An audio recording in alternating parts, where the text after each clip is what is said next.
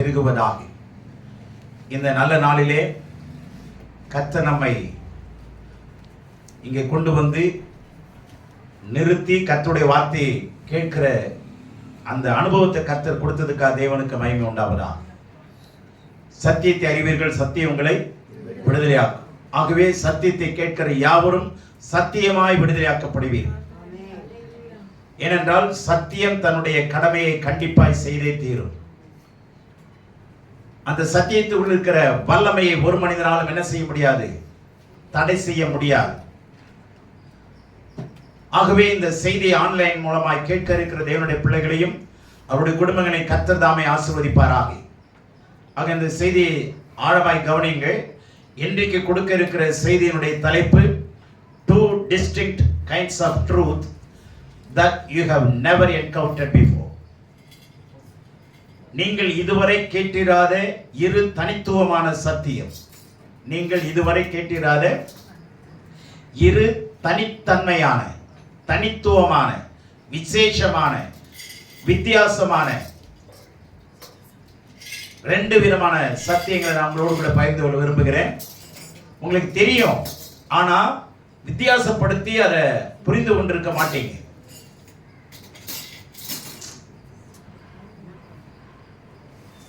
வித்தியாசப்படுத்தி அதை அறிந்து கொள்ளுங்க, கவனமா கேளுங்க. கடவுள் தாமே நம்மை வழிநடத்துவாராக. பரிசுத்த ஆவியானவர் நம்முடைய கண்களை திறந்தருள்வாராக. Praise the Lord. தேவனுக்கு மகிமை உண்டாகட்டும். ஏசாயா 9:6 படி. ஏசாயா 9:6.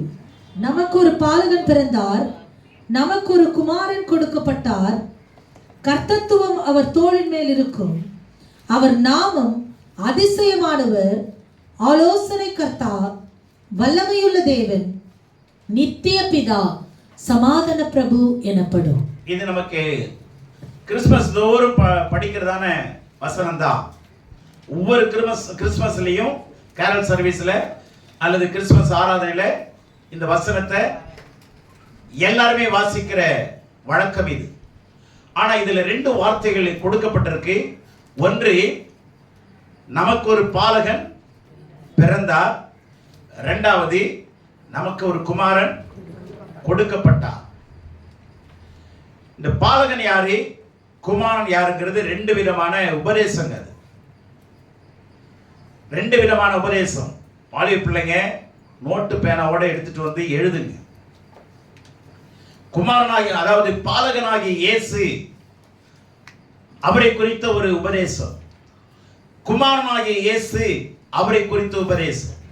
அது ரெண்டும் ரெண்டு தனித்துவமான உபதேசம். யூனிக் டாக்டரின்.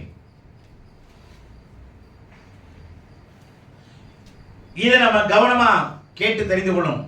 சரி, இப்போ நமக்கு ஒரு பாலகன் பிறந்தா, இதை மத்தேயு 1:21 வசனமும் மத்தேயு 1:23 வசனத்தை வித்தியாசப்படுத்தி சொல்லுது. இந்த மத்தேயு 1:21 என்ன சொல்லுது? அவள் ஒரு குமாரனை பெறுவாள், அவருக்கு இயேசு என்று பெயரிடுவாயாக. இயேசு என்றால் அவர் தமது ஜனங்களின் பாவங்களை நீக்கி விடுவிக்கிறவர், ரட்சிக்கிறவர். இயேசுன்னா தமது ஜனங்களின் பாவங்களை நீக்கி ரட்சிக்கிறவர், விடுதலையாக்குகிறவர். அப்போ பாலகன்னா யாரு? ரட்சிக்கிறவர், விடுதலையாக்குகிறவர். பாலகனுக்கு பதிலாக யோவான் ஸ்நானகன் என்ன சொல்றாரு? அவர் ஒரு தேவ ஆட்டுக்குட்டின்றார். தேவ ஆட்டுக்குட்டின்னு ஏன் சொல்லணும்னா, ஆடுகளையும் ஆட்டுக்குட்டிகளையும் பலியிடுவாங்க. பாவ பரிகாரத்துக்காக என்ன பண்ணுவாங்க? யூதர்கள் பலியிடுகிற வழக்கம் இருக்கு. அப்போ இந்த ஆட்டுக்குட்டின்னு ஏன் சொல்றாங்கன்னா, இந்த பாலகனா இயேசு என்ன ஆக போறார்? பலியாக போகிறார். எங்க? சிலுவையில. சரியா? சிலுவையில என்ன ஆக போகிறாரு? பலியாக போகிறவர் தான் இயேசு. ரத்தம் சிந்துகிறவர் தான் இயேசு. எந்த ரத்தம்? பரிசுத்தமான, கரை இல்லாத, திரை இல்லாத, பாவம் இல்லாத, விலையேற பெற்ற உன்னதமான பரிசுத்த ரத்தம் மாத்திரமல்ல, கடைசி சொட்டு ரத்தத்தையும் சிந்தினவர். அவருக்கா ஒரு சொட்டு ரத்தம் கூட சரீரத்தில் என்ன இல்லை. ஏன்னா கடைசியில ஈட்டியை குத்தும் போது இருதயத்தில் சேர்ந்து குத்துனாங்க.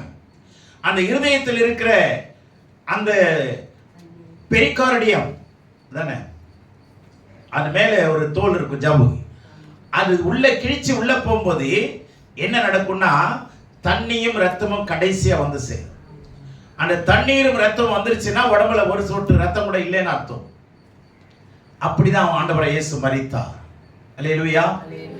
ஆகவே அந்த சூழ்நிலை மரித்த இயேசு தான் பாலகனாகிய இயேசு, தேவ ஆட்டுக்குட்டியாகிய இயேசு, ரட்சிக்க வந்தவராகிய இயேசு. இப்ப இந்த இயேசுங்கிற நாமத்தினால கிடைக்க பெற்ற மிக உன்னதமான தி ஹையஸ்ட் பிரைஸ் PRIZE பரிசு என்னங்கிறத நம்ம மூன்றை பார்க்க போறோம். பாலகனாகிய இயேசுவின் மூலமாய் கிடைக்க பெற்ற, அந்த வார்த்தை கவனிங்க, கிடைக்க பெற்ற உன்னதமான பரிசு என்னென்ன. அடுத்தது குமாரனாகிய தேவகுமாரனாகிய இயேசு கிறிஸ்துவின் மூலமாக கொடுக்க பெற்ற மற்றொரு மேன்மையான பரிசு. அங்க கிடைக்க பெற்ற உன்னதமான பரிசு, இங்கே கொடுக்க பெற்ற மற்றொரு மேன்மையான பொக்கிஷம். இப்ப இயேசு கிறிஸ்து குறித்த பொக்கிஷம் மேன்மையான பரிசு என்ன? தேவகுமாரன் இயேசு கிறிஸ்து மூலமாய் கொடுக்கப்படுகிற உன்னதமான பொக்கிஷம் என்னங்கிறத பார்க்க போறோம். புரிஞ்சுச்சா? எந்த ரெண்டு நாமத்தை பத்தி பார்க்க போறோம்?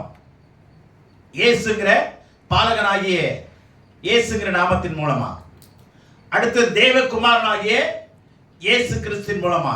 புரிஞ்சுச்சா? ரெண்டு விஷயம் புரிஞ்சுச்சா? ஒன்றே பேசுங்க, பாலகனாகிய இயேசுவின் மூலமா. இரண்டாவது தேவகுமாரனாகிய இயேசு கிறிஸ்துவின் மூலமா. அங்கே கொடுக்கப்பட்டது இங்கே கிடைக்க பெற்றது. நல்ல கவனிங்க, இயேசு மூலமாய் கிடைக்க பெற்றது, குமாரன் மூலமாய் கொடுக்கப்பட்டது. என்னங்கிறத கவனிங்க. இது ரெண்டும் ரெண்டு வித்தியாசமான சத்தியமாக இருந்தாலும் ரெண்டு ஒரு முனையில வந்து சந்திக்கும். இதை சபை அறிந்து கொள்ளணும். நிறைய சபையில கவனிச்சு கேளுங்களேன். குமாரன் யாரு, கொடுக்கப்பட்ட குமாரன் யாரு, பிறந்த பாலகன் ரெண்டு பேரும் ஒண்ணுதானுங்க அப்படின்னு போயிடுவாங்க. ரெண்டு பேரும் ஒண்ணுதான், ஆனா என்ன வித்தியாசங்கிறது தெரியாது.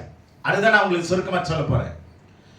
இப்போ இந்த எபேசியர் 2:7 படிங்களேன். அங்க என்ன சொல்ல வராரு பாருங்க. வசனங்கள் எல்லாம் கோத்து இணைச்சு படிங்க, அப்பதான் நமக்கு தெளிவு கிடைக்கும். கிறிஸ்து இயேசுவுக்குள் நம்மை அவரோடு கூட எழுப்பி உன்னதங்களில் அவரோடு கூட உட்காரும். 7 வசனம். கிறிஸ்து இயேசுவுக்குள் 8 கிருபையினாலே விசுவாசத்தை கொண்டு ரட்சிக்கப்பட்டீர்கள். இது உங்களால் உண்டானதல்ல, இது தேவனுடைய ஈவு. 8 வசனம் நல்லா கவனிச்சுங்க, மறுபடியும் படிங்க. கிருபையினாலே விசுவாசத்தை கொண்டு ரட்சிக்கப்பட்டீர்கள். கவனிங்க, கிருபையினாலே விசுவாசத்தை கொண்டு என்ன பண்ணீங்க? ரட்சிக்கப்பட்டீர்கள்.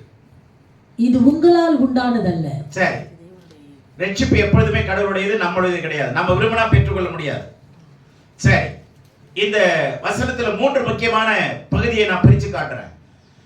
ரட்சிப்புக்கு மிக 3 விதமான முக்கியமான பொருள் என்னன்னா, முதல்ல கிருபை, இரண்டாவது விசுவாசம், மூணாவது ரட்சிப்பு, நாலாவது மீட்பு.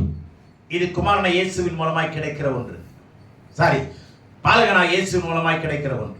புரிஞ்சுச்சா?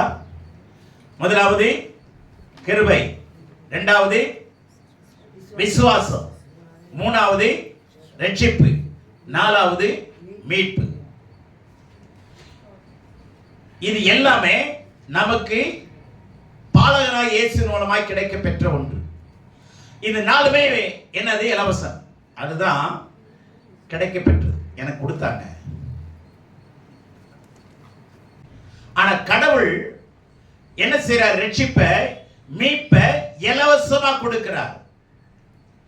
Freely given. இதுக்கு நீங்க விலை கொடுக்க வேண்டாம். அந்த விலை கிரயத்தை யாரு தான் கொடுத்தது? இயேசுவே கொடுத்துட்டார். ஏன்னா அந்த ரட்சிப்புக்கு நம்ம விலை கொடுக்க முடியாது. ஏன்னா இது விலையேற பெற்ற ரட்சிப்பு. என்ன விதமான ரட்சிப்பு? விலையெல்லாம் மதிக்க முடியாதுங்க. அவருடைய திரு ரத்தத்தின் மூலமாக, அவருடைய திரு நாமத்தின் வழியாக வந்த விடுதலை. உலகத்தில் இந்த மாதிரி வேற யாரும் ஒரு மனுஷனுக்கு விடுதலையை கொடுக்கவே முடியாது. சுதந்திர இந்தியா தான். ஆனா சுதந்திரமா இருக்க முடியுதா? சொல்லுங்க. சுதந்திர இந்தியா தாங்க. நம்முடைய ஆண்டவர் அழிக்கிறவர் அல்ல, சரிப்படுத்துகிறவர், சீர்படுத்துகிறவர், பண்படுத்துகிறவர், புண்படுத்துகிறவர் அல்ல. நம்முடைய ஆண்டவர் வார்த்தையை கொண்டு என்ன பண்ணுவாரு? அடிச்சு நொறுக்கி அவனுக்கு தீமையை கொடுத்து, அவனுக்கு தலைவலியை கொடுத்து, கொலவலியை கொடுத்து செய்யறவர் இல்ல. திராணிக்கு மிஞ்சி சோதிக்க மாட்டாருங்க. அவர் கர்த்தர் நன்மையானதை தருவார். God will give you what is good. ஆமென். கர்த்தர் நன்மையானதை தருவார். அதனால கவனிங்க, நல்ல கவனிங்க. அப்ப இலவசமா எத்தனை கிடைக்குது? கிருபை. கிருபைனா என்னங்க? ஒவ்வொன்றுக்கு பதில் சொல்லுங்க, டக்கு டக்குன்னு கவனிச்சுங்க. கிருபைனா கவனிங்க, receiving undeserved gifts. Sorry, though we are undeserved, receiving the blessing, deserved blessing is called grace. நாம் தகுதியற்றவர்களாய் இருந்த போதிலும் தகுதியானவர்களை பெற்றுக்கொள்வதுதான் கிருபை. தகுதியற்றவர்களாய் இருந்த போதிலும், though we are undeserved, receiving the deserved things is called grace. விளங்குதா? அப்ப தகுதியற்ற சூழ்நிலை தான். நம்ம எல்லாம் பாவியானா இருந்தோம். கடவுள் கொடுக்கிறத வாங்குறதுக்கு தகுதி கிடையாது. ஆனாலும் ஆண்டவர் என்ன செய்யறாரு? பரவாயில்ல, என்னுடைய இரத்தத்தினால அவனுக்கு கொடுக்கிறேன், என்னையே கொடுத்து. அல்லேலூயா. இப்ப ரட்சிப்பை எப்படி கொடுக்கிறார்னா, தேவன் அவருடைய குமாரனை கொடுத்து அன்பு செலுத்துறார். அவர் குமாரனையே நமக்காக கொடுத்தாரா இல்லையா? அன்பு செலுத்துறாரா? யாரை கொடுத்து? அதாவது அவருடைய பாலகனா இயேசுவை கொடுத்து. அந்த பாலகனா இயேசுவை கொடுத்து அவர் மூலமா அன்பு செலுத்துறதா இல்லையா? இவ்வளவாய் உலகத்தில் அன்பு கூர்ந்தார். யோவான் 3:16. ஒருத்தர் அழிந்து போகாதபடிக்கு எல்லாரும் நித்திய ஜீவன் அடையபடி அவரை தந்தருளி. யாரை? பாலகனா இயேசுவை தந்தருளி இவ்வளவாய் உலகத்தில் அன்பு கூர்ந்தார். புரிஞ்சதா? அதுதான் கிருபை. விசுவாசங்கிறது என்னன்னா, ரொம்ப நான் விளக்க விரும்பல. எல்லா மனுஷனுக்கும் விசுவாசம் கிடையாது. ஆனா உலகத்தில் உள்ள எல்லாருக்கும் நம்பிக்கைங்கிற சொத்து இருக்குங்க. நம்பிக்கை இருக்கா இல்லையா? நம்பிக்கை இருக்குல்ல. எல்லாருக்கிட்டையும் நம்பிக்கை வச்சுதானே ஒரு வேலைக்கு போறோம், படிக்கிறோம், கல்யாணம் பண்றோம், எல்லாமே நடக்குது. எதை வச்சுதான்? நம்பிக்கையை வச்சுதான். ஆனா கடவுள்கிட்ட வரும்போது, ஏன்னா இதெல்லாம் பார்க்கிறோம். இதான் பஸ், இதுல ஏறி உட்காந்துக்கலாம், இவங்க தான் கல்யாணம் பண்ண போறோம், இவங்க கூட தான் வாழ்க்கை நடத்த போறோம் அப்படிங்கிறத பார்த்து செய்யறதா நம்பிக்கை. ஆனா கடவுளிடத்தில் வரும்பொழுது, கடவுள் காணக்கூடாதவர். அவருக்கு சிலை கிடையாது, உருவம் கிடையாது, ரூபம் கிடையாது. அவர் ஆவியாய் இருக்கிறார். ஆமென். இந்த சித்தாந்தத்தை புரிந்து கொள்ளுங்க. கடவுள் ஆவியாய் இருக்கிறார். அப்ப ஆவியான கடவுளை கண்ணால பார்க்க முடியாது. அப்ப அந்த இடத்துக்கு வரும்போது அவர் சொன்ன வார்த்தையை அப்படியே ஏற்றுக்கொண்டு அவரிடத்துல போறதுதான் விசுவாசம். கண்ணால பார்க்கிறது, பார்த்து ஏற்றுக்கொள்றது நம்பிக்கை. கண்ணால பார்க்க கூடாத அவங்க சொல்ற வார்த்தையை வச்சு நாம ஏற்றுக்கொள்றதுதான் விசுவாசம். கண்ணால பார்க்க கூடாது, பார்க்க முடியாது. சின்ன உதாரணம் சொல்றேன். வாழை மரம் வளர்த்துட்டே வரீங்க, பெரிய பெரிய நீளமான அகலமான இலைய அது என்ன செய்துட்டே வருது? விட்டுட்டே வருது இல்லையா? ஆனா ஒரு குறிப்பிட்ட காலத்துக்கு அப்புறம் கையளவு ஒரு இலை வரும். திடீர்னு பார்த்தீங்கன்னா கையளவு ஒரு இலை வரும். அந்த இலைக்கு பேர் என்ன தெரியுமா? கண்ணாடி இலைன்னு பேர். அந்த இலைக்கு பேர் என்ன? ஏன் கண்ணாடி அலைன்னு வச்சாங்க தெரியுமா? கண்ணாடியில போய் நின்னீங்கன்னா உங்க உருவம் தெரியும். சரியா? கண்ணாடியில ஏதோ ஒன்று தெரிய போகுது, அப்படிதானே அர்த்தம்? அப்போ கண்ணாடியில வருதுன்னா என்ன அர்த்தம்னா, உள்ள இருந்து என்ன வருது? உள்ள இருந்து கொலை வருது, காட்டுது, அந்த இலை காட்டுது. ஆனா அந்த காட்டுற இலைக்கு பேர் தான் நம்பிக்கை. அதை வச்சு உள்ள வர்றதுக்கு பாக்குறோமா? இல்ல, ஆனா உள்ள வருதா இல்லையா? உள்ள உருமாற்றம் நடந்து கொண்டிருக்கிறது. விசுவாசிக்கிறீங்களா? அதை பார்த்த உடனே சொல்றேன்ல, ஆனா எதை பார்க்கல? உள்ள வர உருமாற்றத்தை பார்க்கல, மாற்றத்தை பார்க்கிறோம். அப்போ மாற்றத்தை வச்சு உருமாற்றத்தை நம்புறதுதான் விசுவாசம். அப்போ நம்பிக்கை விசுவாசமாய் மாற்றப்பட வேண்டும். Hope should be converted into faith. Hope should be converted into faith. அது அந்த இடத்துக்கு வாங்க. இப்போ விசுவாசம், நம்பிக்கை என்ன ஆகணும்? விசுவாசத்துக்கு வரணும். இப்போ கிருபை என்னன்னு தெரியுது, விசுவாசம் என்ன தெரியுது. இது ரெண்டையும் வச்சோன்னு எது கிடைக்குது? ரட்சிப்புனா விடுதலை. எதுல விடுதலை? சரீரத்துல, வியாதியில, பாவத்துல, சாபத்துல, ரோகத்துல, இப்படி பலவிதமான சூழ்நிலையிலிருந்து பாவம் சரீரம் என்ன பண்ணப்படுது? விடுதலையாக்கப்படுகிறது. அல்லேலூயா. சரீரம் விடுதலை ஆனவன எல்லாம் கவனிங்க, ரெண்டு விதமான விடுதலை அடுத்தது சொல்றேன். இப்ப ரட்சிப்புங்கிறது சரீர பிரகாரமான விடுதலை, எல்லாவற்றிலிருந்து விடுதலை வந்துடும். அடுத்தது அவருடைய இரத்தத்தின் மூலமாக மீட்பு வந்து, இரத்தத்தின் மூலமாக மீட்புங்கிறது சட்ட ரீதியானது. மீட்டுக் கொள்றேங்கிறது செய்ய வேண்டிய, நான் முதல்ல அடமானம் வச்சுட்டேன், அதை போய் இப்ப என்ன பண்ண போறேன்?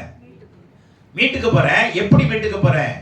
சட்ட ரீதியா மீட்டுக்கு போறேன். என்ன அர்த்தம் தெரியுமா? பணத்தையும் கொடுக்கணும், முதலையும் அதோட வட்டியும் கொடுத்துடணும். கொடுத்துட்ட உடனே அவன் என்ன பண்ணுவான்? நமக்கு கொடுக்க வேண்டிய அந்த பொருளை என்ன பண்ணுவான்? கொடுத்துருவான். ஆனா சட்ட ரீதியான ஒண்ணு செய்வான். என்னது? நம்முடைய சிக்னேச்சரை, அந்த பேப்பரை என்ன பண்ணுவான்? கிழிச்சு போடுவான். அதான் சட்ட ரீதியான. நான் ரெண்டு விஷயம் சொல்லிட்டே வரேன். ஒன்னு அடிப்படை உபதேசம், இன்னொன்று சட்ட ரீதியான உபதேசம். அடிப்படை உபதேசங்கிறது ரட்சிப்பு, சட்ட ரீதியான மீட்புங்கிறது என்னது? சட்ட ரீதியான லீகல் ப்ரொசீடிங். புரிஞ்சுச்சா? இதெல்லாம் இதுல கிடைக்கும். நீங்க இந்த இயேசுவை ஏற்றுக்கொண்டு மீட்புக்கு வரலன்னா ரட்சிப்பு கிடைக்காது. நீங்க வேணா ரட்சிக்கப்பட்டேன்னு நினைச்சிட்டு இருக்கலாம். நீங்களே மாப்பிள்ளையை பார்த்து நீங்களே தாலி கட்டிக்கிட்டு போய் தான் அது. மாப்பிள்ளை தாலி கட்டல, மாப்பிள்ளையை நினைச்சு நீங்களே கட்டிக்கிட்டீங்க. அதுதான் அந்த மாதிரி ரட்சிப்பு தான் அது. அப்போ மீட்பு நமக்கு நல்லா கண்டிப்பா அவசியம். அது சட்ட ரீதியானது. விளங்குதா? அது ரொம்ப நான் விரிவா சொல்ல முடியல, நேரம் இல்லை. இது புரிஞ்சா? மீட்புங்கிறது எல்லாமே கடவுளுடையதுதான். இதுல நம்முடைய இன்டர்ஃபரன்ஸ் கிடையவே கிடையாது. மனுஷிக குறுக்கிடுதல் ஒண்ணுமே கிடையாது. எல்லாமே தேவனுடையதுதான். அவர் அந்த விசுவாசத்தை கன்வெர்ட் பண்ணும்போது அவர் உதவி செய்வார். நம்பிக்கையை விசுவாசமா கன்வெர்ட் பண்ணும்போது நீங்க உள்ள வரதுக்கு அவர் உதவி செய்வார். வசனத்தை கேட்கறதுக்கும் உதவி செய்வார். ரட்சிப்பை அவர் தராரு. திருப்பி அவருடைய இரத்தத்தினால மீட்கப்படுகிறோம். அல்லேலூயா. இப்போ மீட்கப்பட்ட அந்த பொருளை இனிமே அடமானம் வச்சவனுக்கும் இதுக்கும் சம்பந்தமே கிடையாது. இது மேல மறுபடியும் அவன் என்ன பண்ண முடியாது? உரிமை கோரவே முடியாது. ஏன்னா எல்லாம் என்ன பண்ணப்பட்டது? இது கொலோசியர்ல இருக்கு. கையெழுத்து குலைத்துன்னு இருக்கா? கொலோசியர்ல எழுதுற கையெழுத்தை அப்ப சட்ட ரீதியா என்ன பண்றாரு ஆண்டவர்? பாருங்க, ப்ரொசீடிங், லீகல் ப்ரொசீடிங் ஆகுது பாருங்க. பிசாசு இனிமே உங்க மேல என்ன பண்ண முடியாது? கேஸே போட முடியாதுங்க. எதிர்ப்பு புரியுது? ஆமா. You are completely delivered.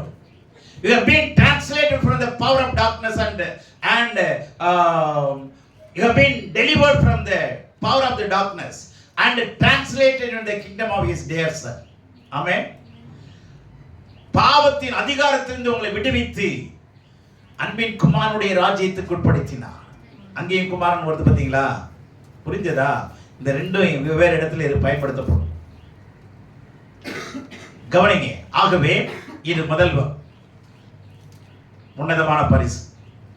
அதாவது கிருபை, இரண்டாவது விசுவாசம், மூணாவது ரட்சிப்பு, நாலாவது மீட்பு, சால்வேஷன், ரிடம்ஷன். சரி, இப்போ மறுபடியும் சொல்றேன் வேற இரண்டாவது விஷயத்தை. தேவகுமாரனாகிய இயேசு கிறிஸ்து மூலமாய் கொடுக்க பெற்ற மற்றொரு மேன்மையான பொக்கிஷம் என்னென்ன பார்க்கலாம். It's the highest treasure. The highest treasure. மிக உன்னதமான பொக்கிஷங்க. என்னதுன்னா இந்த குமாரன் யாருன்னா இயேசு தாங்க குமாரன். எப்படின்னா மரித்து அடக்கம் பண்ணப்படுகிற வரைக்கும் பாலகனா இயேசு. ரத்த சிந்தி மரிச்சிட்டார்ல, அடக்கம் பண்ணியாச்சா இல்லையா? சரீரத்தை அடக்கம் பண்ணிட்டாங்கல்ல. இப்ப 3ஆம் நாள் தேவன் அவர் உயிரோடு எழுப்பினார்ல. எழுப்பின பிற்பாடு சரீரத்தில் வந்தார், ஆவியா மாறினாரா? ஆவியான மாறுதானே, ஆவியானதான் மாறினாரு. அந்த ஆவியாய் மாற்றப்பட்டவர் தான் குமாரன். புரிஞ்சுச்சா? மரித்தோரில் இருந்து தேவன் அவர் உயிரோடு எழுப்பும் போது என்ன ஃபார்ம்ல வந்தாரு? பூட்டப்பட்ட அறைகளில் உள்ளே போய் சீஷர்களுக்கு சமாதானம் சொன்னாரா? அப்ப சரீரத்தில் இல்ல. அப்ப நல்லா கவனிங்க, இயேசு மாம்சத்தில் இருக்கும்போது ஒரு இடத்துல தான் இருக்க முடியும், 2 இடத்துல ஒரே நேரத்தில் இருக்க முடியாது. நம்மளும் அப்படிதானே? அப்படி இருந்தா என்ன கதி ஆகும்னு யோசிங்க. நம்ம ஒரே இடத்துல 2 இடத்துல இருக்க முடியும் ஒரே நேரத்துலன்னா, ஒரே இடத்துல இருந்தாவே ஊர்பட்ட பிரச்சனை. சரியா? 2 இடத்துல நம்மளால இருக்க முடியுதுன்னா அது உலகமாவே இருக்காது. ஆண்டவர் மாம்சத்தில் இருக்கும்போது ஒரு இடத்துல இருந்தார். இப்ப ஆவியில வந்தவன அவரை விசுவாசிக்கிற எல்லாரோட உள்ளத்துல வர முடியுமா இல்லையா? அப்ப எல்லாரோட உள்ளத்திலும் இருந்து அவர்களை வழிநடத்த முடியுமா இல்லையா? அப்போ ரட்சிக்கிறவர் பாலகனா இயேசு, விடுவிக்கிறவர். ஓகேவா? இப்போ குமாரனா இயேசு என்ன பண்றாருன்னா எல்லாருடைய உள்ளத்திலும் இருந்து ஆளுகை செய்வார். குமாரனா யாரு? விடுவிச்சு ஆளுகை செய்யணும்ல. கல்யாணம் பண்ணி உங்களை கண்ட்ரோல் பண்ணி உங்களுக்கு சாப்பாடை போட்டு துணிமணி எல்லாம் கொடுத்து அன்றாட தேவையெல்லாம் கொண்டு வந்து குடும்பத்தை நடத்தி வழி நடத்திட்டு போகணும்ல. சரிங்களா? அப்போ கவனிங்க, ரட்சிக்கிறவர் இயேசு, ஆளுகை செய்கிறவர் குமாரனாகிய இயேசு. இப்ப புரிஞ்சுச்சா? 2 பேரும் ஒண்ணுதான், 2 பேரும் தனித்தனின்னு சொல்லிடாதீங்க. இவர் ஆவியாய் இருக்கிறார். ஆவியாய் இருக்கிற குமாரனாய் கிறிஸ்துவை விசுவாசிக்கணும். பாலகனா இயேசுவை விசுவாசிக்கணும். அடுத்தது யாரை விசுவாசிக்கணும்? ஏன்னா யோவான் 20:31 வாசிங்க. இயேசு தேவனுடைய குமாரனாகிய கிறிஸ்து. கவனிங்க, இயேசு பாலகனாய் இயேசு தேவனுடைய குமாரனாகிய கிறிஸ்து என்று நீங்கள் விசுவாசிக்கும்படியாக. யாரு? நம்ம எல்லாரும் என்னன்னு விசுவாசிக்கணும்? அவருடைய தேவனுடைய குமாரன் என்று நீங்கள் விசுவாசிக்கும்படியாகவும், விசுவாசித்து அவருடைய நாமத்தினாலே நித்திய ஜீவனை அடையும்படியாகவும். எதை அடையணும்? இப்ப என்ன அடையணும்? நித்திய ஜீவன் அடையணும். இப்படி எழுதப்பட்டிருக்கிறது. இப்ப கவனிங்க, ரட்சிக்கப்பட்டு மீட்கப்பட்ட மாத்திரம் பத்தாது. எதை அடையணும்? அல்டிமேட்டா எதை அடையணும்? எவர்லாஸ்டிங் லைஃப், நித்திய நித்தியமா. அப்படின்னா மரித்த பிறகு அவரோடு கூட சாவாமை உள்ள தேவனோடு கூட நாமும் சாகாமையோடு கூட என்ன பண்ண போறோம்? நித்திய நித்தியமா அவரோடு கூட வாழப்போகிற அந்த ஜீவன் அடையணும். அந்த நித்திய ஜீவன் அடையிறதுக்கு இயேசுவை மாத்திரம் விசுவாசிச்சா பத்தாது. யாரையும் விசுவாசிக்கணும்? குமாரனா இயேசு எனக்காக உயிர்த்தெழுந்தார்னு விசுவாசிக்கணும். எத்தனை பேருக்கு புரியுது? புரிஞ்சுச்சா? இயேசுவை ஏற்றுக்கொண்டே ரட்சிக்கப்பட்டு மீட்கப்பட்டிருவீங்க. ஆனா குமாரனா இயேசு எனக்காக தேவன் அவர் உயிரோடு எழுப்பினார், அவரையே நான் விசுவாசிக்கிறேன் சொல்லிடுங்க. உயிரோடு எழுப்பப்பட்ட இயேசுவாகிய தேவ குமாரனையும் நான் விசுவாசிக்கிறேன். அப்படி விசுவாசிச்சவர் நேரத்துல தான் உங்களுக்கு நித்திய ஜீவனை கடவுள் கொடுப்பார். புரியுதா? இப்ப அந்த நித்திய ஜீவன்கிற இடத்துல வரும்போது அதுக்கு முன்னாடி இருக்கிற விஷயத்தை சொல்றேன். முதல்ல கிருபை, ரட்சிப்பு, கிருபை, விசுவாசம், ரட்சிப்பு, மீட்புன்னு சொன்னேன். இப்போ தேவகுமாரன் கொடுக்கிற உன்னதமான பொக்கிஷம் என்னன்னா, இரண்டாவது இந்த இடத்துல வருது, கவனிங்க. சத்தியம். இரண்டாவது என்னது? இரண்டாவதுனா இந்த இரண்டாவது குமாரன இயேசுவுக்கு சொல்லப்படுகிற முதலாவது வார்த்தை சத்தியம். சரிங்களா? இரண்டாவது இத நீதிமொழி 23:23 படிங்க சீக்கிரம்.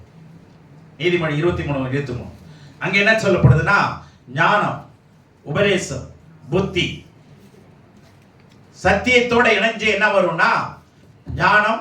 சத்தியத்தை வாங்கு, சத்தியத்தை வாங்கு, அதை விற்காதே, அதை என்ன பண்ணாத. ஆமா, buy the truth and sell it not. அப்படியே ஞானத்தையும் உபதேசத்தையும் புத்தியையும் வாங்கு. இப்ப கவனிங்க, ரட்சிப்பை வாங்கணும்னு சொல்லியிருக்கா? ரட்சிப்பு நான் கொடுப்பேன்னு சொல்றாரு. அப்ப நீங்க வாங்கிக்கலாம். சரிங்களா? நான் கொடுக்கறது என்ன பண்ணிக்கலாம்? வாங்கிக்கலாம். அதுக்கு நானே காசெல்லாம் என்ன பண்ணிடுறேன்? கட்டிடுறேன்னு என் ரத்தத்தை சிந்தி அவரே விலைக்கிரயத்தை கொடுத்துட்டார். இப்போ கவனிங்க, சத்தியத்தை வாங்கு, அடுத்தது உபதேசத்தை வாங்கு, அடுத்தது புத்தியை வாங்கு. வாங்கு வாங்கு வாங்கு. அப்ப இதெல்லாம் வாங்கணும்னா செலவு பண்ணுமா இல்லையா? அந்த கிரயத்தை நீங்க தான் செலுத்தியா. ஆண்டவர் வானத்திலிருந்து காசு கொடுத்து நீ இந்த பொருளெல்லாம் வாங்கி படின்னு சொல்ல மாட்டார். சத்தியத்தையும் உபதேசத்தையும் புத்தியும் என்ன பண்ணணும்? சொல்லுங்களேன். வாங்கணும். பக்கத்துல பார்த்து சொல்லுங்க, வாங்கணும். அப்படி வாங்கலன்னா உங்க வாழ்க்கையில நீங்க வீங்கணும், இல்லைன்னா ஆசீர்வாதம் இல்லைன்னு ஏங்கணும். நீங்க சத்தியத்தை வாங்கிட்டீங்கன்னா கெஞ்ச வேண்டியதில்லை. ஆண்டவரை கொஞ்சிங்க போதும், ஆராதிங்க. அல்லேலூயா. நீங்க மீட்கப்படுகிற வரைக்கும் ஜெபம் பண்ணிட்டு இருப்பீங்க. மீட்கப்பட்ட பிற்பாடு சத்தியத்தை வாங்கணும்னு ஜெபத்தை ஆராதனையா பண்ணிடுவீங்க. ஆண்டவரே இதை எனக்கு தாங்கன்னு சொல்ல வேண்டிய அவசியம் இல்லை. இதெல்லாம் தருகிறவரே உமக்கு ஆராதனை. prayer must be converted into worship. எதிர்பார்ப்பு புரியுது? ஜெபத்தை என்ன பண்ணணும்? மாத்துங்க. இதெல்லாம் வாங்கி தருவீங்கல்ல தேவனுடைய பிள்ளைகளே? நல்ல கவனிங்க. சத்தியத்தை வாங்குங்க. சத்தியத்தை என்ன பண்ணணும்? சீக்கிரம் சொல்லுங்க. சத்தியத்தை வாங்கணும். அதை கூட கையை எப்படி, ஏன்னா அது கையை எடுத்துட கூடாதுல்ல. கையை எடுத்துட்டா காசு கட்டுவான். சத்தியத்தை என்ன பண்ணணும்? விலை கொடுத்து வாங்கணும். விலை கொடுத்து சொல்லுங்க, விலை கொடுத்து வாங்கணும். அதுதாங்க நித்திய ஜீவன். நீங்க ரட்சிக்கப்பட்டுட்டீங்கன்னா பாதி கணத்துல நிக்கிறீங்கன்னு அர்த்தம். ஹாஹா, பாதி கணத்துல நிக்கிறேன் பாருங்கன்னா என்ன ஆகும்? சொல்லுங்களேன். ரட்சிக்கப்பட்டீங்க, மீட்கப்பட்டீங்க, சந்தோஷம், வரவேற்கிறேன். ஆனா அடுத்த பாதி கணத்தை தாண்டணும்னா எதை வேணும்? சத்தியத்தை வாங்கணும், சம்பாதிக்கணும். சத்தியத்தை என்ன பண்ணணும்? சம்பாதிக்கிறதுக்கு படிக்கணும்ல, படிக்கிறது செலவு பண்ணணும்ல, அது மாதிரி செலவு பண்ணி படிங்க. இது கட்டளை, அது இலவசம். புரிஞ்சதா? அது அடிப்படை உபதேசம், இது லீகல் டாக்டரின். புரிஞ்சா நான் சொன்னது? நீங்க வாழ்ந்து கொண்டு இருக்கிறீங்க, எந்த சட்டமும் எனக்கு தேவையில்லைங்க, வாழ்ந்துட்டு இருக்கிறீங்க. ஓகே, சட்டம் தெரியல, வாழ்றீங்க, தப்பு இல்லை. ஆனா ரோட்டுக்கு போனாலும் ஒரு அடிபட்டுடுச்சு, அங்க சட்ட ரீதியா நம்ம போகணுமா இல்லையா? நமக்கு தெரியலனால யார் பிடிச்சிட்டு போயிடுறோம்? ஒரு வக்கீல பிடிச்சிட்டு போயிடுறோம். அப்ப என்ன அர்த்தம்? சட்ட ரீதியா நம்ம உள்ள போறோங்கிறது தெரியுதா? அப்ப நீங்க வாழ்ந்து கொண்டிருந்தாலும் சட்டமே தெரியாம இருந்தாலும் இஷ்யூஸ் வரும்போது சட்டம் வரணும். அப்போ கிறிஸ்தவ உலகத்துல நீங்க கிறிஸ்தவர்களா வர்றீங்க, போறீங்க. ஆனா இஷ்யூஸ் வரும்போது எது வரணும்? சொல்லுங்க, சட்டம் வரணும். சட்டம் இல்லாம கட்டம் போட்டு கும்பிட்டா ராகு இது, சனி இது, கேது இது இப்படின்னு கட்டத்துல வாழ முடியாதுங்க, சட்டத்துல தான் வாழ முடியும். எத்தனை பேர் புரிஞ்சது? கேது எப்போ வருது, சனி எப்போ போகுது? அம்மா வீட்டுக்கு போயிட்டு வரேன்றா. அப்ப அவன் சொல்றான், அம்மா வீட்டுக்கு போறதுன்னா என்னங்க? அதான் சனி என்ன ஆகுது? சனி என்ன ஆகுது? விலகுது. புரியுதா உங்களுக்கு? கட்டம் போட்டு வாழ்க்கை நடத்த முடியாதுங்க, சட்டம் போட்டு நடத்துங்க. அதுதான் எந்த ஒரு இடத்துலையும் உங்களை என்ன பண்ணவே முடியாது, அசைக்கவே முடியாது. ஹலோ, என்ன அப்படின்னு கேள்வி கேட்கலாம். கேட்டாங்க பார்த்தீங்களா? என்ன ஆடுற? யார் தெரியுமா? சட்டம் போடணுங்க. சட்டம் போடக்கூடாது. ஐயோ இடிச்சிட்டான், சரி இடிச்சுட்டான், என்ன பண்ண போற? லீகல் ப்ரொசீடிங் பண்ண. யார் தப்பு கண்டுபிடி, ஃபைண்ட் அவுட். சட்ட ரீதியாக வரலன்னா உங்கள் ரட்சிப்பு நிறைவேறாது. நான் சுருக்கமாக சொல்றேன், உங்க ரட்சிப்பு என்ன ஆகணும்? நிறைவேறணும். அதுக்கு சத்தியத்தை என்ன பண்ணணும்? வாங்குங்க. அடுத்தது ஞானத்தை வாங்கு, ஞானத்தை வாங்கு, புத்தியை வாங்கு, உபதேசத்தை வாங்கு. இரண்டாவது முக்கியமானது இது யார் தரதுன்னா குமாரனை இயேசு தரார். குமாரனாகிய தேவகுமாரன் கொடுக்க. சத்தியத்தை அறிவீர்கள், சத்தியம் உங்களை விடுதலையாக்கும். ஆண்டவர் சொல்றாருல, வாசல் நானே வாசல் வழி, நானே வழியும் சத்தியம் ஜீவனமாக இருக்கு. இந்த வழிதான் பாலகன், சத்தியம் தான் குமாரன். அந்த வழிதான் இயேசு, சத்தியம் தான் இம்மானுவேல். எது பேர் புரியுது? 1:23 மத்தேயுல அவர் ஒரு குமாரனை பெறுவார், அவர் இம்மானுவேல் என்று. ஆனா இம்மானுவேல்னா யாருன்னா அந்த குமாரன் தான்.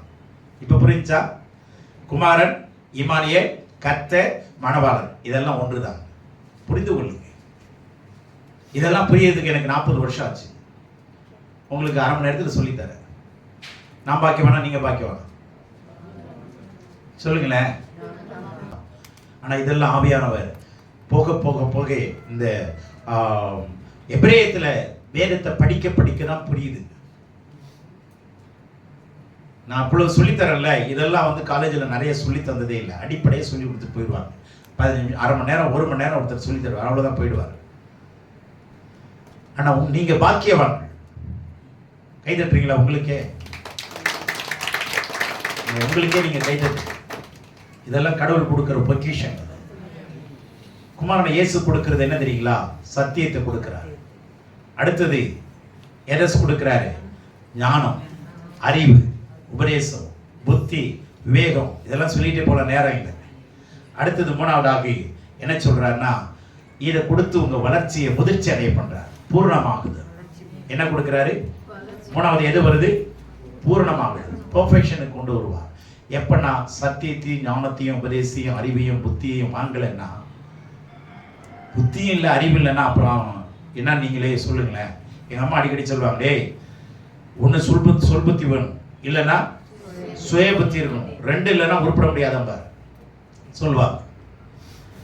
நீங்க சுயமாவும் இதில் வர முடியாது, ஆனா சொல்லி கொடுத்து தான் வர முடியும். நீங்க சொல்றதெல்லாம் நான் கேட்க மாட்டேன், எனக்கு நேரம் இல்லை. நான் யாரு? நான் எவ்வளவு பெரிய ஆள் தெரியுமா? கடவுளுக்கு முன்னாடி நிற்க முடியாது. சத்தியத்தை வாங்க. சத்தியத்துக்குள்ள ஞானம் இருக்கு, சத்தியத்துக்குள்ள அறிவு இருக்கு, சத்தியத்துக்குள்ள உபதேசம் இருக்கு, சத்தியத்துக்குள்ள விவேகம் இருக்கு. எல்லாமே நீதி நியாயம் அத்தனையும் இதுக்குள்ள இருக்கு. இதை வாங்கல பூர்ணத்துக்கு வரவே முடியாது. வளர்ச்சி முதிர்ச்சி அடையாது.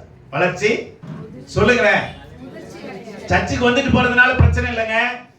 அதுல இஷ்யூஸ் வந்தா, பிரச்சனை வந்தா அவங்களால ஜெயிக்க முடியாது. சத்தியத்தை அறிஞ்சாலும் ஜெயிக்க முடியும். அல்லேலூயா. ஸ்கூலுக்கு போறாங்க, சில சட்டத்திட்டங்கள் இருக்கா இல்லையா? ரூல்ஸ் அண்ட் ரெகுலேஷன்ஸ் இருக்கு இல்லையா? காலேஜுக்கு ரூல்ஸ் அண்ட் ரெகுலேஷன் இருக்குல்ல. நான் இஷ்டப்படி தான் வருவேன். சொல்லுங்களேன் பார்க்கலாங்க. எவ்வளவு பவ்யமா உள்ள பூந்துடுறோம் தெரியுமா டைமுக்கு? இல்லைன்னா சங்கூதிடுவான். அதுக்கு பயப்படுற பயம் கடவுளுடைய வார்த்தைக்கு இல்லையே. புரிஞ்சுச்சா? அதனால பூர்ணமாகுதலுக்கு அப்புறம் தான் நித்திய ஜீவன். இதுல 4 வருதா? சத்தியம், ஞானம், உபதேசம், அறிவு, இதெல்லாம் ஒண்ணா வச்சுங்க. மூணாவது என்னது? பூர்ணமாகுதல். நாலாவது நித்திய ஜீவன், அதான் பரிபூர்ணம். புரிஞ்சா? Fullness, fullness of God, fullness of growth, fullness of life, fullness of blessings. அப்பதாங்க கிடைக்கும். அதனால நான் ரொம்ப சுருக்கமா சொல்லி இருக்கிறேன். இயேசுவாகிய பாலகனால் கிடைக்கிற பொக்கிஷம் கிருபை, விசுவாசம், ரட்சிப்பு, மீட்பு. குமாரனாகிய தேவகுமாரன் இயேசுவின் மூலமாய் கிடைக்கிற பொக்கிஷங்கள் சத்தியம், ஞானம், அறிவு, உபதேசம், புத்தி, விவேகம். அடுத்தது பூரணம், அதுக்கப்புறம் பரிபூரணம். அதுதான் நித்திய ஜீவன். அந்த நித்திய ஜீவன் அடையணும்னா பிரயாசப்படுங்கள். அடையணும்னா என்ன பண்ணணும்? இந்த நாளை வாங்கணும்னா என்ன பண்ணணும்? பவுல் சொல்றாரு, செலவு பண்ணவும் செலவு பண்ணப்படவும் விரும்புகிறேன். வேலை செஞ்சப்ப கடன் இருந்தது, ஆனா இப்ப கடன் கொடுக்கிற அளவுக்கு கடவுள் உயர்த்தி கொண்டே இருக்கிறார். ஏன் தெரியுமா? நான் செலவு பண்றேன். நான் உங்களுக்கு சொல்லி காட்டுறேன். ஏன்னா பெருமைக்கு இல்ல, இப்படி விதைச்சாதான் அறுக்க முடியுங்கிற சட்டத்தை சொல்லி கொடுக்கிறேன். ஆனா வேதத்தை அறிய அறிய ஆண்டவர் பொக்கிஷங்களை கொடுத்து கொண்டே இருப்பார். அல்லேலூயா. என் நிறைவுக்கு மேல ஆண்டவர் தராரு. ஏன்னா நான் அதிகமா விதைக்கிறேன். நீங்க விதைங்க, ஞானத்தை அடைங்க. எதை அடையணும்? எதை பெற்றுக்கொள்ள சம்பாதிக்கணும்? எதை சம்பாதிக்கணும்? புத்தியை ஞானத்தையும் சம்பாதி. நீ வெறும் காசை மாத்திரம் சம்பாதிச்சனா காசே, ஆனா காசு ஒரு நாளைக்கு நம்ம அமைக்கிறோம், பிடிங்கிட்டு விட்டுருவான். எல்லாத்தையுமே பிடிங்கிட்டு விட்டுருவான். காசு இருக்கிற வரைக்கும் பிடிங்கிறீங்க, ஜனங்க வரும். அதனாலதான் சாலமோன் சொல்றாரு, பொருள் பெருகினால் தின்கிறவர்களும் புடுங்கிறவர்களும் பெருகுவார். காசு இருந்தா மச்சான், மாமா, அத்தை, உன்னைதான் நேத்து சொப்பனத்துல பார்த்தேன் அப்படின்ட்டு வருவான். அது வரைக்கும் உனக்கு ஞாபகம் வராது. அதனால காசு இருந்தா மனுஷன் வருவான், கடவுள் வர மாட்டார். அதனால சம்பாதிங்க, சத்தியத்தை வாங்க பிரயாசப்படுங்க, பாடுபடுங்க, செலவு பண்ணுங்க, நேரத்தை செலவு பண்ணுங்க, உங்க பணத்தை செலவு பண்ணுங்க, உங்களுடைய பலத்தை செலவு பண்ணி சம்பாதிங்க. தேவன் தாமே உங்களை ஆசீர்வதிப்பார். ஆமென். ஒரு நிமிஷம் பேசலாமா?